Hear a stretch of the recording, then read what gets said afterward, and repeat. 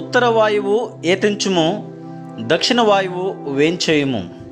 నా ఉద్యానవనము మీద విసరుడి, దాని పరిమళములు వ్యాపింపజేయుడి. పరమగీతము 4వ అధ్యాయము 16వ వచనము. ఈ ప్రార్థనలోని అర్థాన్ని ఒక్క క్షణం ఆలోచించండి. పరిమళాన్నిచ్చే చెట్టులో సుగంధం నిద్రాణమై ఉన్నట్టే ఎదుగుదల లేని క్రైస్తవ హృదయంలో కూడా కృప నిరుపయోగంగా పడి ఉంటుంది. ఎన్నెన్నో జీవితాలున్నాయి, అయితే వాటిలో నుంచి పరిశుద్ధ శ్రమల సువాసనలు, దైవాత్మపూరితమైన సత్కార్యాల పరిమళం రాదు. ముళ్ళ కంపల మీద, గంధపు చెట్టు మీద వీచే గాలి ఒక్కటే, కానీ వాటిలో ఒక్కటే పరిమళాన్ని ఇస్తుంది. ఒక్కోసారి దేవుడు తన పిల్లల మీదికి వాళ్ళ సౌశీల్యం ఇనుమడించేందుకు గాను పెనుగాలుల్ని పంపిస్తుంటాడు. కాగడాలను అటూ ఇటూ బలంగా ఊపుతుంటే అవి ఉజ్వలంగా వెలుగుతాయి. సాంబ్రాణిని నిప్పుల మీద వేస్తేనే సువాసన వస్తుంది.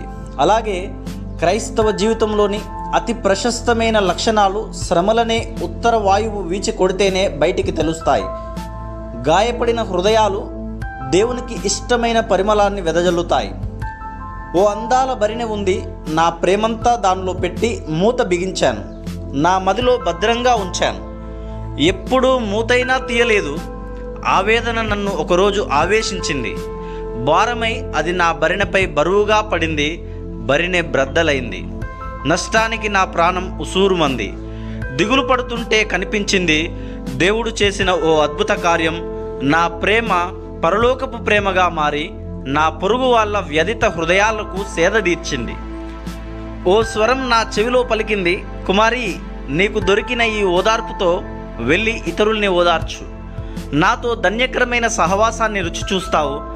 నా పగిలిన హృదయం ప్రపంచాన్ని బాగు చేసింది కదా అన్నాడు నా యేసు.